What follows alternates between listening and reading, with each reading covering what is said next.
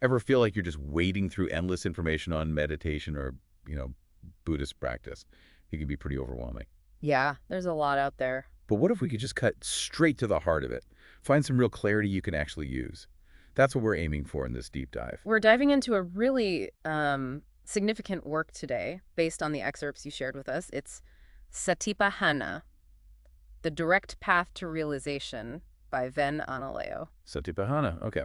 And this isn't just, another overview. It's a deep look at the Satipaṭṭhāna Sutta, a really foundational text for Buddhist meditation. And it comes highly recommended, right? Yeah.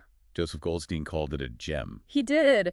Praised its clarity, its depth, said it's valuable for, well, anyone, beginners or experienced folks alike. That's quite something. Definitely. So from the expert side, what makes this book stand out? Well, then, Analayo does this really careful textual study of the original discourse. But what's key is he's not pushing one particular meditation style. Ah. Instead, he explores the sutta itself as this multifaceted source of guidance. He shows how there are different ways to interpret and apply it.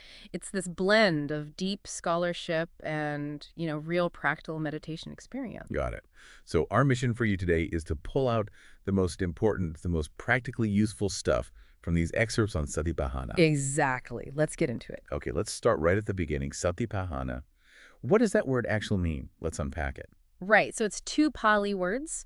Sati, which we generally understand as mindfulness or awareness, and upahana. Now, upahana literally means something like placing near. Placing near. Yeah, but in this context, it means more like being present, attending closely. There's a verb form, upahati, that often means exactly that in the old text, being present, attending. Okay, so sati and upahana together.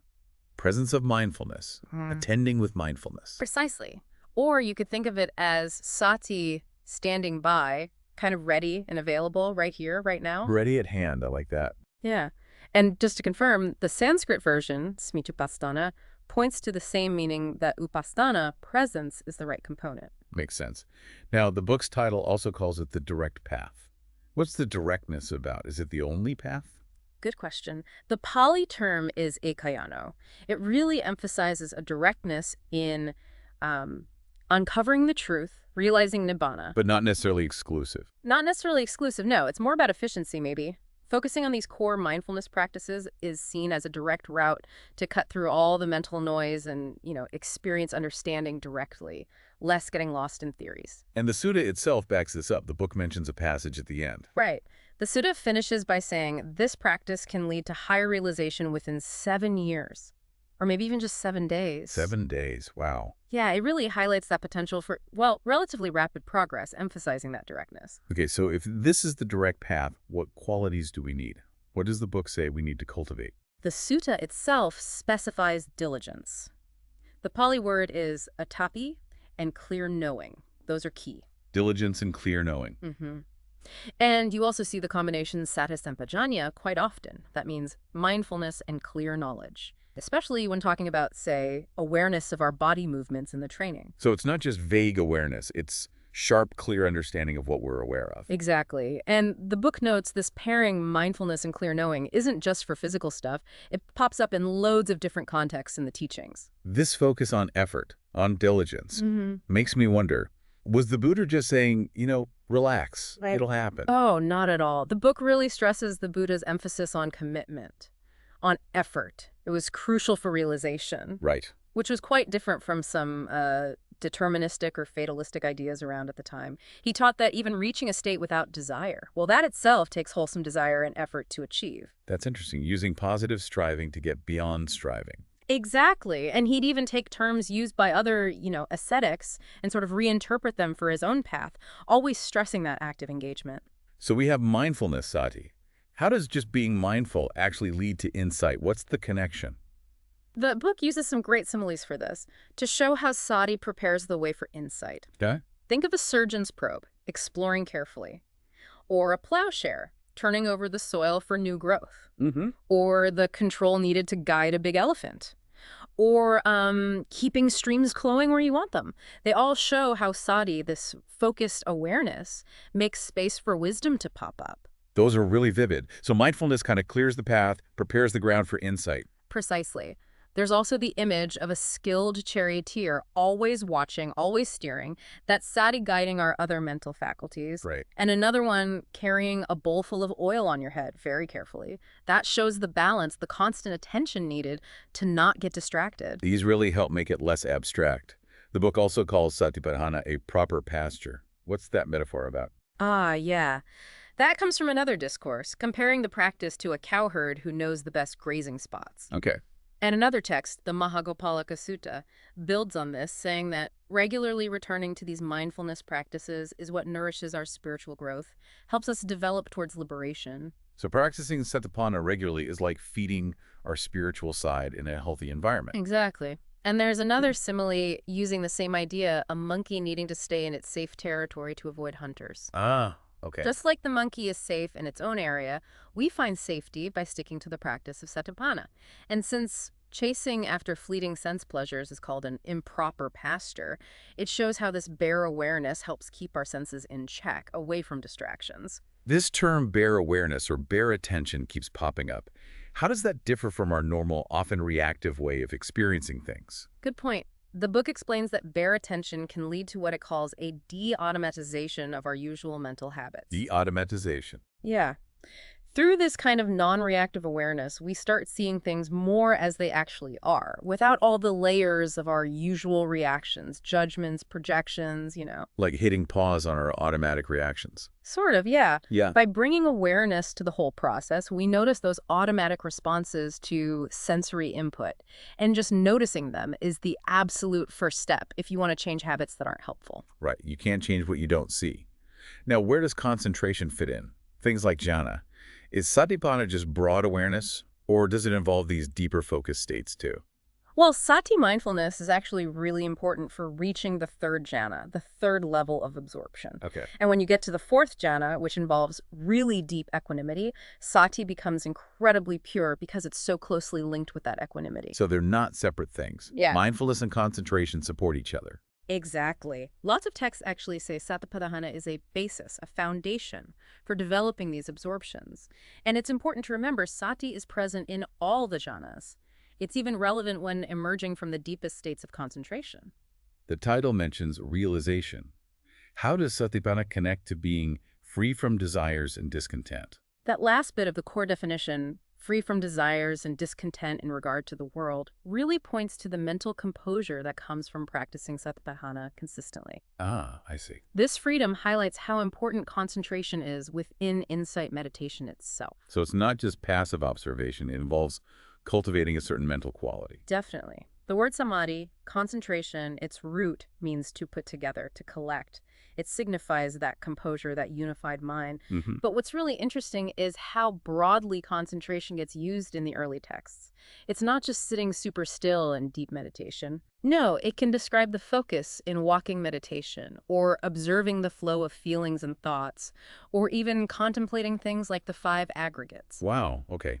That's much broader than I thought. It is. There's even a text that calls the 4 satipatthānas themselves a type of concentration. It shows that early on, samadhi wasn't just about calm, samatha, but also included insight practice, vipassana. So when we hear about right concentration, sama-samadhi, on the Eightfold Path, does that always mean deep absorption? Often, yeah. The teachings frequently equate right concentration with the 4 jhanas. They're seen as a pretty important prerequisite for awakening. Okay. But some texts do suggest that maybe even the first jhana provides enough concentration power for that breakthrough to full understanding. That's somewhat reassuring. The idea of mastering all 4 jhanas can feel a bit daunting. It can. And the book also notes times when the word jhana is used more generally, just meaning meditation, not necessarily deep absorption. Plus, the rightness of concentration isn't just about depth. It can also flow naturally from ethical living. All right, a calm mind follows ethical conduct. But the book also warns about getting attached to the jhanas themselves. How can they be an obstacle? Yeah, that's a crucial point. Becoming attached to the pleasant feelings, the bliss you experience in absorption, can actually get in the way of the ultimate goal, which is complete letting go. The Buddha used similes for this, like grabbing the sticky resin from a tree instead of going for the solid heartwood, or mistaking the bark for the valuable core. So getting stuck on the nice feelings. Exactly. If you get too attached to the pleasure of jhana, you might lose the drive to go deeper, to uncover the underlying truths. Some teachings even say deep concentration can be a major obstacle to insight if it becomes the main goal itself. That's really important to keep in mind. Don't get sidetracked by pleasant states. Now, the book talks a lot about a refrain in the Satipaṭṭhāna Sutta. Yeah. What are the key parts of this repeating phrase? Right, the refrain. It's like a template applied to each of the four areas: body, feelings, mind, dhammas. It has four main parts. First, looking at things as internal or external. Second, watching them arise and pass away. Third, keeping up bare knowledge with continuous mindfulness. And fourth, abiding independently, not clinging to anything. That sounds like a powerful framework. How does that internal-external part work? Is it about me versus others? Often, yes. The later Abhidhamma and the commentaries tend to interpret internal as oneself and external as others. And the book finds support for this in other early texts too. Right. Like the Samagamma Sutta talking about unwholesome things in oneself versus others, or the Janavasava Sutta mentioning others' bodies and feelings as external, right, in a Satipatthana context. But isn't there also a more literal spatial sense mentioned in the book? Yes, exactly. Within the Satipaṭṭhāna Sutta itself, internal, ajata, refers to the six senses, while their objects are called bahira, external, a different word. So it gets complicated. It does. The book suggests applying a purely spatial distinction to the refrain is tricky, especially for mental states or dhammas. It mentions other interpretations like mental versus physical feelings or introversion-extroversion, but often these don't really lead to different ways of practicing Satipatthana. So for you, the main point is probably broadening awareness beyond just your own immediate stuff. Okay, so extending awareness beyond just our personal bubble. What about the second part? Arising and passing away. Observing arising, samudaya, and passing away, vaya or athagama, that's crucial for developing insight beyond just basic mindfulness. How so? Well, really, watching this constant change reveals the impermanence of everything conditioned. It can fundamentally shift our ingrained mental habits. That's why seeing impermanence is so central, especially when looking at the five aggregates. The book even says a further development, bhavana, of Satipatthana, specifically including this arising, passing away observation, is needed for the highest realization. So not just noticing, but seeing the constant flux. Now, the book mentions dependent co-arising, paika samuppada. How does that fit with arising and passing away? Good question. Dependent co-arising is the Buddha's unique take on causality, how things come to be. Very different from other ideas at the time. Right. It basically says everything arises depending on a whole web of conditions, the 12 links we often hear about. That's just one specific application of this general principle. Okay, principle versus application. Exactly. And the book notes that really grasping this principle of conditionality is a major step, something that happens at stream entry. Think of it like a plant. It needs seeds, water, sun, soil. Our experiences are similar. They arise from many interconnected conditions. So understanding dependent co-arising deepens the understanding of that arising and passing away. The book also stresses practice over theory, doesn't it? Oh, absolutely. It makes a strong case that just thinking about the teachings without actually practicing meditation and mindfulness won't lead to awakening. The Buddha himself warned against getting lost in intellectualizing instead of practicing. You know, someone who just studies is caught in thoughts, not really walking the path. A good reminder for us, perhaps. Now, the refrain also mentions bare knowledge with continuous mindfulness. How does that relate to the knowing and clearly knowing we talked about earlier? Right. So sati itself is that bare, non-reactive awareness, just noticing. But the main definition of satipatthāna includes clearly knowing, sampajana. And the text often uses the phrase, he knows, pajanati. Yep. So knowing and clearly knowing seem to represent the conceptual understanding that's needed. It allows us to make sense of what we're mindfully observing. It's not just blank awareness. It's awareness that recognizes and understands. So aware and discerning. Got it. And the final part of the refrain, abiding, independent, and non-clinging. What does that really mean in practice? This points to the ultimate goal, living independently of conditions, internal or external, not clinging to anything, objects, experiences, ideas about ourselves. Total freedom. Yeah. The book links this directly to overcoming suffering, dukkha, by ending that dependence on things being a certain way. It even connects this non-clinging to the experience of nibbana itself, the ultimate freedom from dependence. Right. Okay, that's a great overview of the core principles. Yeah. Let's dive into the specifics now. The first, Satipatthana, Contemplation of the body. What practices are included here? Right, body contemplation. It covers 6 main areas. First, mindfulness of breathing, anapanasati. Okay, the classic. Then, awareness of the body's postures. Third, clear knowing of our daily activities. Fourth, reflecting on the anatomical parts of the body. Fifth, analyzing the body into the basic elements. And sixth, contemplating a corpse in decay. Quite a range. Let's start with mindfulness of breathing, anapanasati. What are the key instructions here? The basics are finding a quiet place. The text mentions forests, under trees, empty huts, places of seclusion. Right. Then sit upright, establish mindfulness right in front, and just be aware of the breath coming in, breath going out, mindfully. And it progresses. Yes. Knowing if the breath is long or short, then experiencing the whole body with the breath. And finally, calming the bodily formation with the breath. Okay, experiencing the whole body with the breath, could that mean different things? It could. The book mentions a couple of main interpretations. One is feeling the entire length of the in-breath and out-breath. Another is feeling the breath's effect on the whole physical body. And calming the bodily formation could mean quieting the breath itself, or more general physical calming. They're probably related, though calm breath, calm body. The book uses a simile here too. Wild animals tied to a post. Ah, yes, that's a great one. It illustrates how our senses, which often pull us every which way, like wild animals tend to settle down when we're anchored in the present moment, through body mindfulness. Like the breath is the post. Exactly. The body awareness is the post. It gives the senses a place to calm down around. Makes sense. The book really stresses the value of body mindfulness, doesn't it? It really does. The texts say if you don't practice it, you don't partake of the deathless. It's called a source of joy, even a best friend. Wow. And those suggested quiet places emphasize the need for some seclusion for formal practice. That link to calming the bodily formation, kaya sakara, which is often defined specifically as the in and out breathing, again highlights the breath's role. Now, is mindfulness of breathing mainly for calm, samatha, or for insight, vipassana? Or both? Well, the book acknowledges that discussion. Some commentaries see it as a key way to get into jnana, the absorptions. Right. But it also emphasizes that in the Satipaṭṭhāna Sutta, it can definitely be practiced for insight without needing deep absorption. One commentary even implies that the Satipatthana approach, maybe focusing more inwardly, has a different aim than just developing absorption. So really, it can serve both purposes depending on your intention. Okay, versatile. Let's move to the next part. Postures and activities. What's involved there? This is about bringing awareness to the 4 main postures. Walking, standing, sitting, lying down. The basic instruction is just to know clearly I am walking, I am standing, etc. Acknowledging the posture.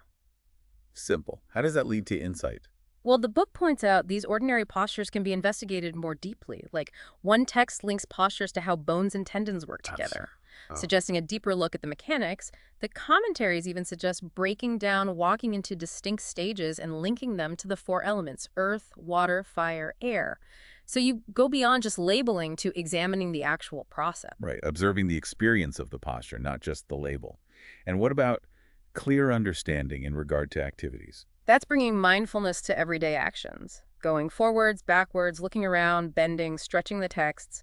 Give examples like these. The commentaries expand on this with 4 aspects of this clear understanding, or sampajanya: purpose, suitability, proper range, and non-delusion. Can you unpack those a bit? Sure. Purpose is about knowing why you're doing something, ideally aligning it with the path. Suitability is about whether the action fits the time and place. Okay. Proper range, using that pasture idea again, means sticking to wholesome activities. And non-delusion goes beyond the action itself to understanding the deeper reality connected to it. The commentaries see these as progressive steps, from purposeful action towards insight. So it's about aligning our actions with our values and understanding. Very practical. Next up, anatomical parts. This sounds a bit graphic. It can be, yeah. This practice involves contemplating the body from feet to head hair as just being full of various impure things. Impure. That's the word used, asusai. It implies an element of evaluation. The texts list things like hair, nails, teeth, skin, flesh, bones, organs, fluids, waste. And the point of this, it doesn't sound very pleasant. It's classified as a recollection anusati, like the corpse contemplation. The idea is that seeing the unattractive nature of our own body helps counter conceit, vanity. And applying it to others helps weaken sensual desire. That's why it's part of monastic training to cut through attachment to physical appearance. The key isn't memorizing the list, but getting a real sense of the body's less glamorous, impermanent side. Helps detach from idealized views. Right, confronting the physical reality to weaken superficial attachments. Makes sense. Then there's contemplation of the elements. Yes, analyzing the body into earth, solidity, water, cohesion, fire, warmth, the energy, and air movement. How does that help? The book uses the simile of a butcher cutting up a cow. Once it's in pieces, you don't see cow anymore, just parts. It illustrates detachment through analysis. Ah, deconstruction. Exactly. Breaking down the sense of a solid, unified me into these basic impersonal components. The book notes that the Sutta gives brief instructions here, suggesting it's for quicker understanding compared to more detailed expositions elsewhere. Okay. And the last, body contemplation. The corpse in decay. Also quite intense. Very direct, yes. Visualizing a body through 9 stages of decomposition. Swollen, discolored, festering, being eaten, skeleton with flesh, skeleton without flesh, scattered bones, bleached bones, turning to dust. And the purpose is similar to the anatomical parts. Primarily, yes, to Right. counteract sensual desire by confronting the reality of impermanence and the ultimate decay of the physical form. The book mentions the story of the monk contemplating the courtesan Serima's corpse for this reason. Okay, so the body contemplations are really comprehensive. Let's move to the second Satipatthāna. Feelings, Vedana. What's the basic approach here? Contemplating feelings centers on that basic threefold division: pleasant, unpleasant, and neutral. Right. But the book stresses another distinction: worldly feelings, from sense pleasures, versus unworldly feelings, from renunciation practice. Okay. And it emphasizes that the feeling tone, pleasant, unpleasant, neutral, always depends on the context that caused it.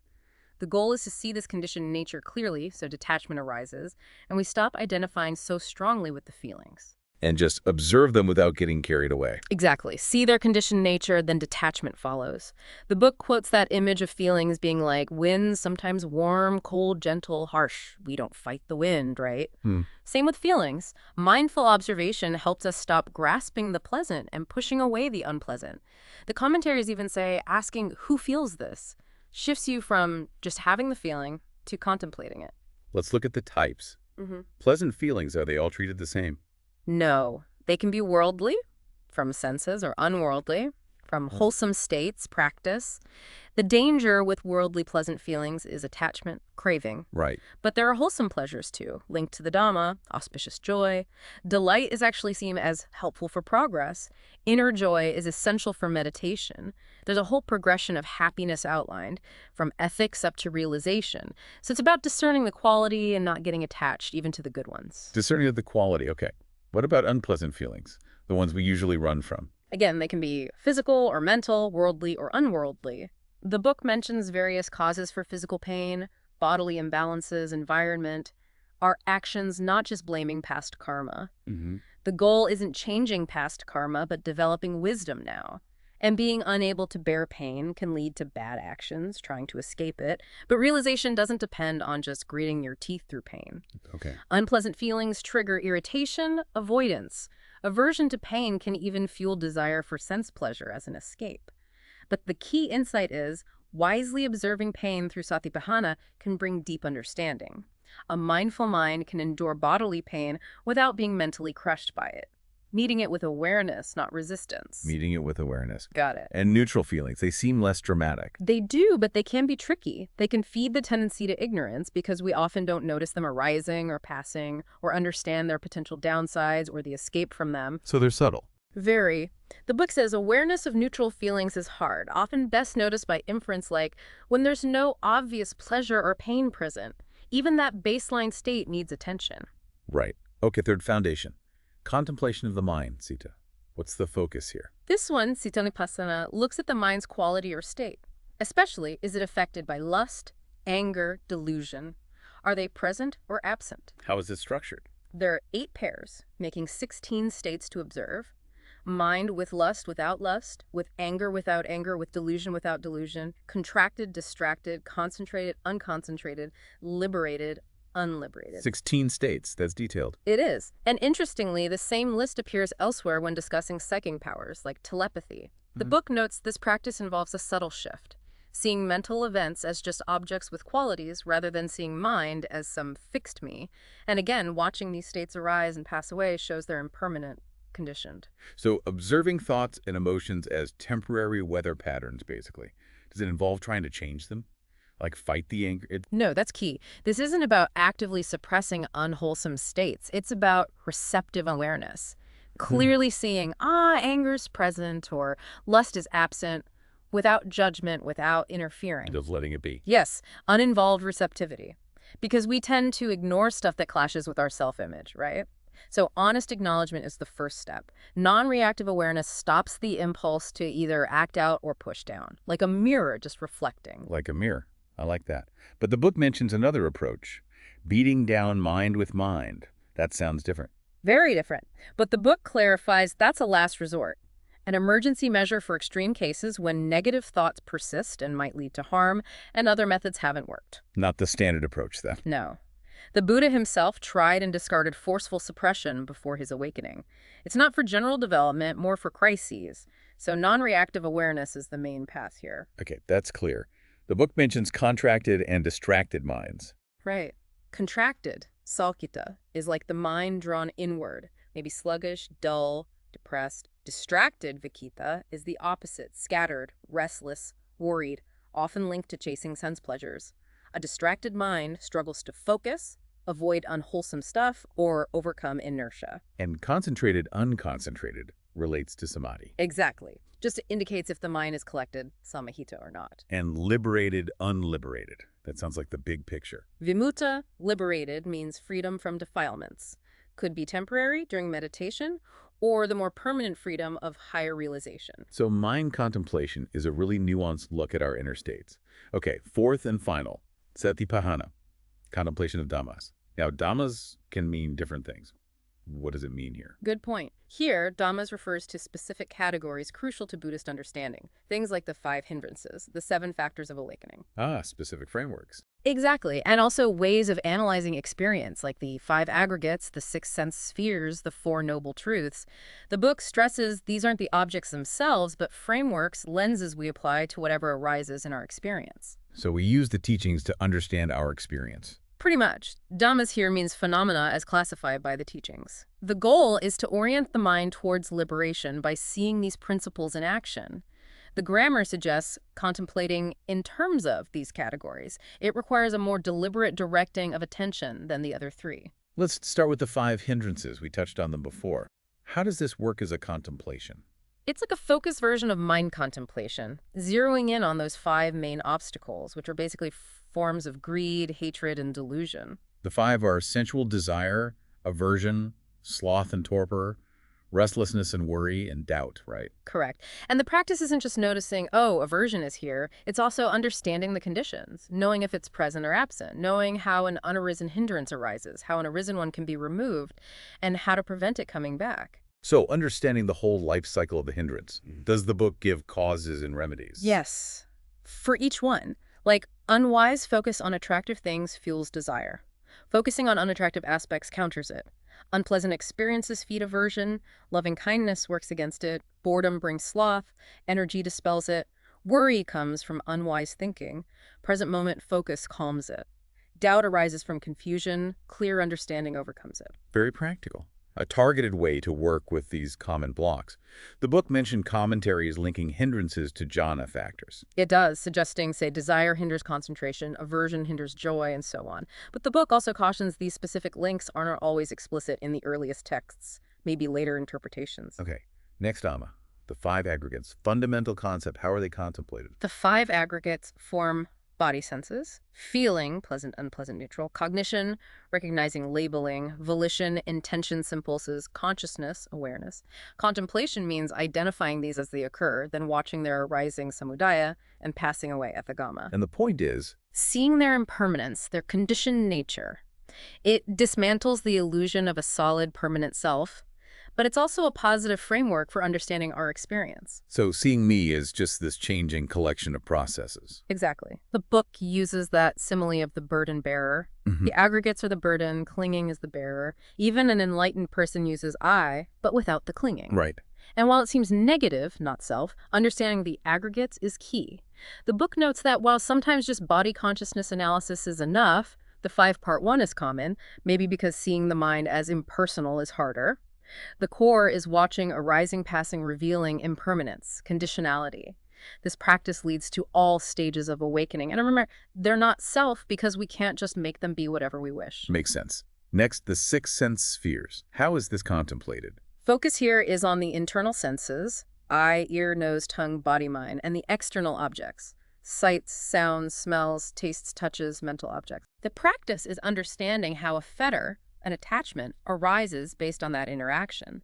Then knowing how an unarisen fetter can arise, how an arisen one is removed, and how to prevent future ones. Sounds like sense restraint. Very much so. Crucial for stopping unwholesome mental states, asavas, from arising. Real sense restraint here means stopping at the raw sense data before adding judgments, stories, cravings. There's happiness in that restraint, but it's not about shutting down the senses. It's about mindful contact, being present with sensory input without getting swept away. Being present without the story. Yep. Got it. Then, the 7 factors of awakening. These sound positive. They are. Central to the path, they are. Mindfulness, investigation of dhammas, investigating reality, energy, effort, joy, rapture, tranquility, concentration, and equanimity. And the contemplation. Knowing when each is present or absent. Yeah. And understanding how an unarisen factor arises and how an arisen one is developed, perfected. Conditions for each. Yes. Wise attention for mindfulness. Removing hindrances for investigation. Effort for energy. Joy comes from seeing fruits of practice. Tranquility from calming body-mind. Concentration from non-distraction. Equanimity from balance. They directly oppose the hindrances. Investigation spurs energy, and equanimity is that balanced state from concentration. So, actively cultivating these beneficial states, what are the benefits? They directly counter the hindrances. They create the mental environment needed for realization, but also just for deeper understanding generally. Cultivating them brings a sense of mental mastery. The book says they only really arise when a Buddha's teaching is available, and apparently just recollecting them could cure physical illness in enlightened beings. Shows their power. Wow. Okay, finally, the 4 noble truths. The absolute foundation. How are they contemplated? Contemplating them means understanding each truth as it really is, deeply, not just intellectually. Understanding dukkha, suffering, unsatisfactoriness in all its forms, from obvious pain to subtle dissatisfaction linked to the aggregates. Understanding its arising from craving, taha. Understanding its cessation, the ending of craving. And understanding the path to cessation, the noble eightfold path. The book stresses the link between right mindfulness, including Satipaṭṭhāna, and right view. The practice involves first seeing dukkha and its cause in your own life, then understanding cessation is possible and cultivating the path. You can even apply it day to day. Notice clinging, see the craving, practice letting go for momentary relief. It's experiential knowing. Experiential knowing, not just theory. Now, the sutta ends with that prediction about results, right? What does the book say about that? Yeah, the famous prediction. Practice diligently, and within 7 years down to 7 days, you'll realize either full enlightenment or non-returning, if some clinging is left. 7 days. I know. And the Chinese parallel text apparently says even within 1 day is possible. The book discusses this gradual versus sudden progress, suggesting gradual preparation can lead to seemingly sudden breakthroughs. It gives examples from scriptures of sudden realizations, but the time for that preparation varies hugely. Encouraging that progress isn't always linear. The goal mentioned is realization of nibbana. How does the book describe that state? It tackles misunderstandings first. Like an arahant, enlightened person, hasn't ditched ethics. They've gone beyond needing to consciously cultivate virtue. They embody wholesomeness naturally. Think of the Buddha's perfect conduct. Then nibbana itself. Hard to describe in words, right? It's the end of craving, clinging, the unconditioned, freedom from suffering. Metaphors help. An island, refuge, safety, purity. Not annihilation. Definitely not. It's letting go of what causes suffering. Since an arahant isn't identifiable with the aggregates even while alive, annihilation at death doesn't make sense. Epithets include highest happiness, unborn, unmade, uncompounded. But it's not happiness like a feeling that comes and goes. It's the cessation of the conditions for feeling's ultimate peace. A profound difference. Oh. Okay, to wrap up, the book's conclusion revisits the importance of Satipatthana. Yes. It stresses its inexhaustible relevance. Recommended for everyone, beginners to arahants. For beginners, ethical conduct and basic straight view are needed foundations. Practice strengthens ethics and deepens understanding. It comes back to that refrain, bare knowing, continuous mindfulness. And contemplating arising, passing away leads to understanding impermanence, conditionality, dukkha, and anatta, not self. And placing it in the bigger picture. It notes the importance of seclusion and intensive practice in early Buddhism as expressions of realization and examples. And it highlights that practicing the four Satipatthhanas, removing hindrances, developing awakening factors, this is common to all Buddha's awakenings. So it's fundamental. Absolutely indispensable for growth in the Dhamma. Essentially, it is the path to freedom from suffering. So after this deep dive into Analayo's work on Satipatthana, we've really seen it's this incredibly rich, multifaceted, direct path, using mindfulness of body, feelings, mind, and these core dhammas to guide us towards insight, towards realization. It truly is a profound map. And hopefully for you listening, this has been a useful shortcut to grasp these ideas, maybe offered a few surprises, and, well, hasn't felt too overwhelming. It's a lot, but Analayo makes it very accessible, I think. Definitely. So as we finish up, here's something for you to maybe reflect on. From everything we've discussed today about Satipatthana, the body, feelings, mind, dhammas, the principles, what part, what aspect resonates most with you right now? And perhaps, how might you explore that a bit more in your own life or practice? A really good question to take away. This has been The Deep Dive. Until next time.